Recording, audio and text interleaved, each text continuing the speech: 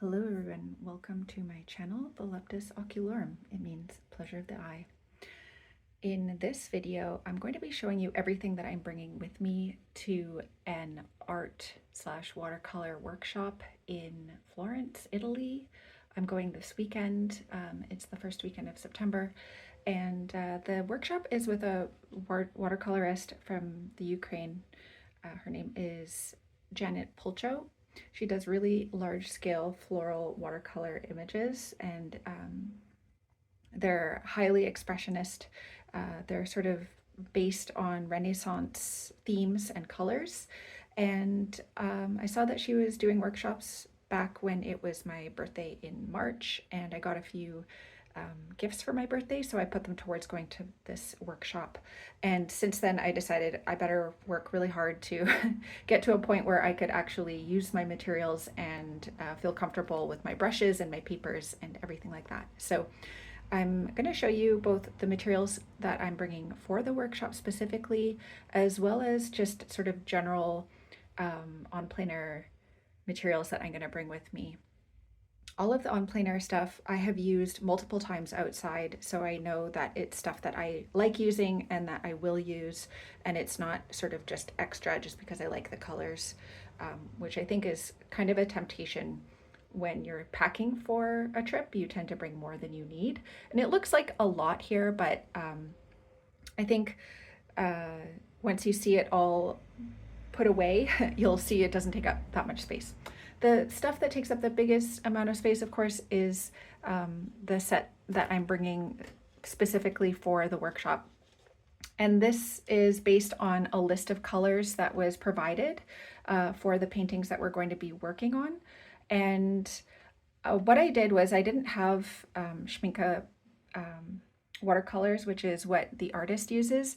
But I put together a full pan set, or pretty much full pans, from a variety of other watercolors that I had. So I have this Rosa, I had a 21 modern set, as well as a few extra colors kind of from the romantic set. And so a lot of the full pans here are from the Rosa Gallery watercolor range.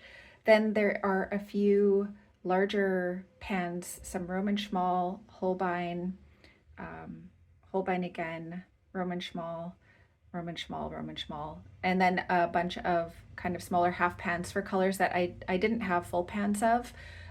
So I have this A.Gallo ultramarine, Ercolano, permanent carmine, and then I have Roman Schmal magenta. I have a KW Arts, which is a handmade watercolor. This is a quinacridone violet. I have Essie, which is another handmade watercolor from Italy, in the Paolo Veronese, which is like a Viridian green. I have an Isaro in chartreuse, and then I have a Winsor Newton half pan of sepia. So I just tried to make up the palette of colors that was recommended for the workshop, and you can see all of the names here. I've swatched them out. I find it really handy to have like a swatch palette card while I'm working, just because the pans don't always look like what the colors are. So this is, the largest, most heaviest part of what I'm bringing. I am bringing a roller bag with me, so that's the sort of largest thing I'm bringing. And I also thought it would be good to have this large palette because it had more mixing space in it, and I didn't want to bring an extra mixing palette with me. So that's that.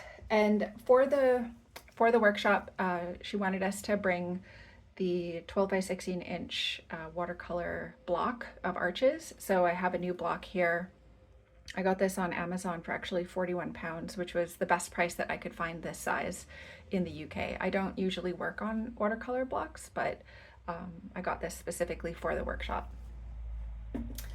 So also for the workshop is a range of brushes, and these were also not the specific brushes themselves, but the types of brushes were recommended in the list. So I have kind of like a medium hake, probably just for wetting the page. I have this Escoda Ultimo in size 18. I got this as part of a set, the David Taylor set. And this is just like a large mop brush, again, probably for doing large washes or just getting things wet.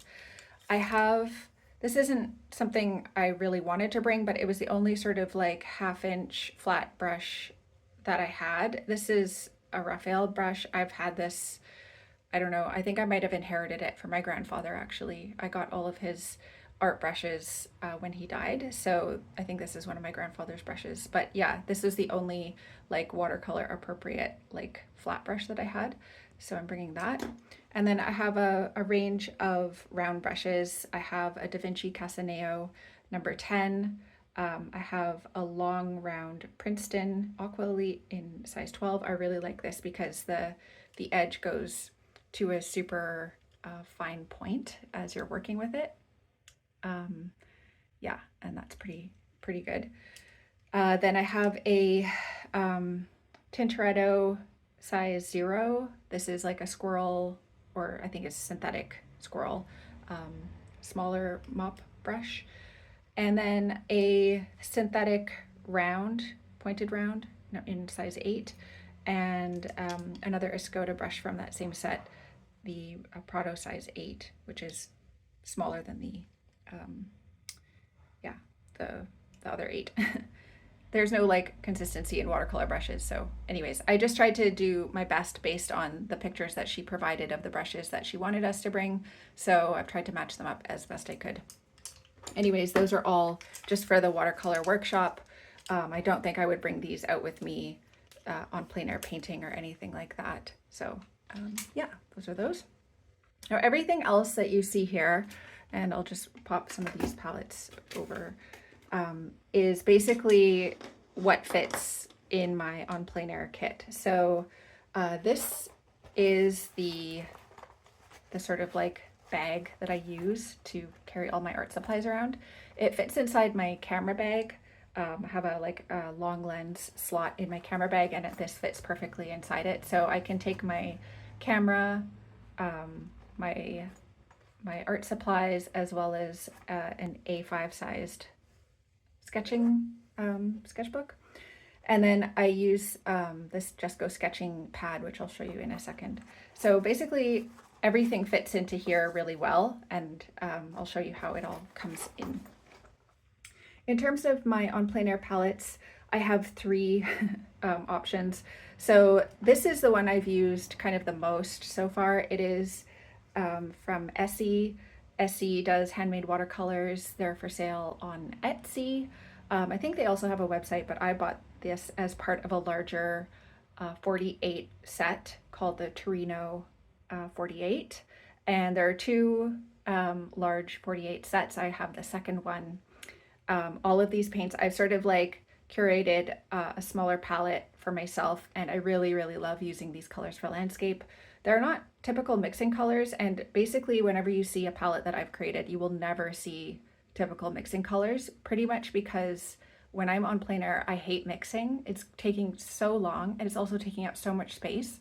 I just don't have the time or patience to do it. So I like to choose colors that I know are going to work for the subjects that I'm painting, as well as going to be convenient to use. So I don't have to like use up all the space in my palette trying to mix the right green, trying to mix the right blue, trying to mix the right browns, you know, like that's just a waste of time for me. So I prefer to use colors that are already pre-mixed, and yeah, that's kind of my style for outside. I've replaced a few of these, so you can see that some of them have like a new swatch taped on. And that was just because I was finding I needed either a little more contrast in the range or a little bit more brightness. So yeah, this is the palette, and these watercolors are honey-based watercolors, and they work really well. They're just super beautiful. So that's my Torino palette. Then I have Arteza Gouache. It's not like high quality gouache or anything, but I just find it really like easy to use, and I like the colors that I have in this set. So this is again from a 60 set. I had bought a 60 set of Arteza Gouache from Facebook Marketplace for like a ridiculously low price. And they were barely used. So I squeezed them out into pans and created my own Earth Hues set. They do have a limited 12 set for Earth Hues, but I found there was too many browns and not enough blues in there. So I swapped out a few of the colors and just created my own palette that I like to use. And I've also used this in my sketchbook quite a few times, and I really enjoy using this palette. So I know that this is reliable and I'm gonna really enjoy using it. So that's that. And then the final one is my tiny palette. And this is what I call my like curated landscape watercolors. I would say like if you were only interested in doing landscapes, this would be the perfect color combination of what you need. And again, you see zero mixing colors here. I do not have a red or a blue. I have yellow in the fact that I have raw sienna, but like basically I don't use typical mixing colors because I just find them too difficult to use while I'm out on plein air. So yeah, this is my set that I use. It's a mixture of brands. I have Daniel Smith, Winsor Newton, A.Gallo, and Essie. I think that's it.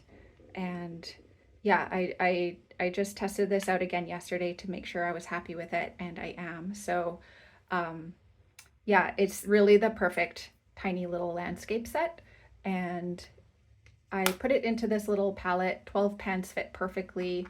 It has a magnet on the back, so it on this Just Go Sketching notebook board, sketchboard, these are magnetized strips, so you can just pop it on there and it will stay, so you don't have to worry about it like falling off or moving around. You can put it like whichever direction you want, and I usually like I'll have to do something about this pen. It's one of the A.Gallo pens, is super full, so it's sticking to the top.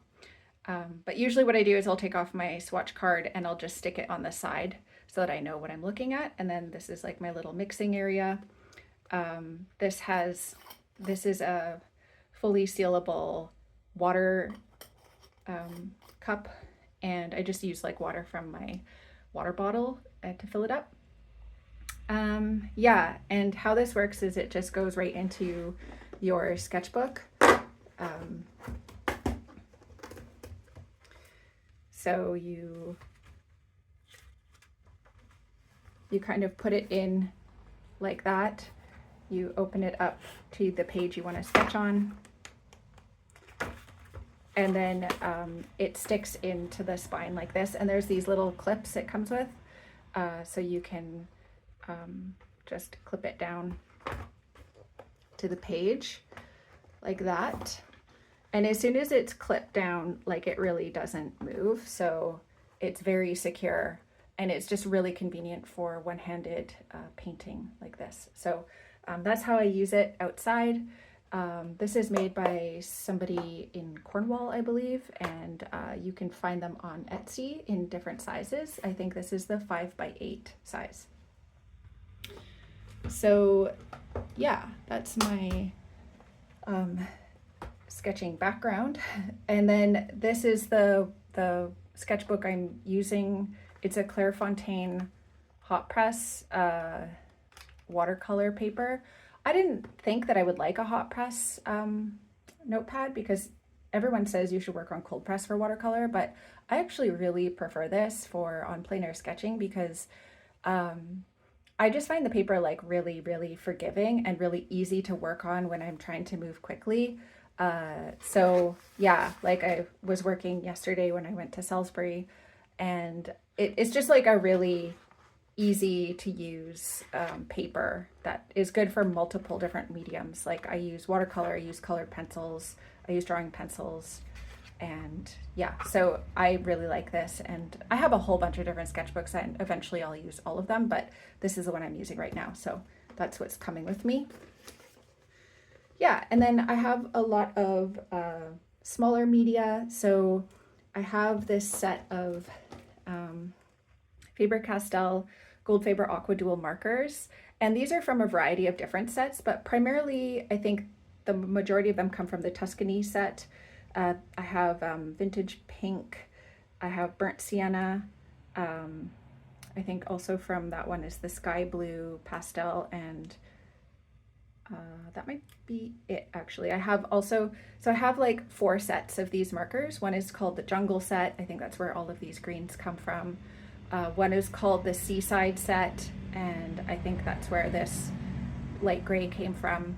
I have a floral lettering set that has a lot of pinks and oranges and reds, and then the Tuscany set. So I kind of just like took the markers that I thought I would like to use the most based on the other palettes I have. And then I have this sand color from Tombow, and that's just going to be my like really light sort of sandy color. I haven't really used markers all that much, but I thought I would bring them. Those are the only media that I have like not really experimented that much with, but I thought this might be a good chance to try them out. Okay, and then the other stuff I am bringing with me are these Caran D'ache Neocolor 2s. I use these all the time for finishing details in my work. The ones that I find the most useful are either really light or really dark colors. I don't find that I'm using these to like create pictures with or sketch with on their own. I'm usually just using them to add texture or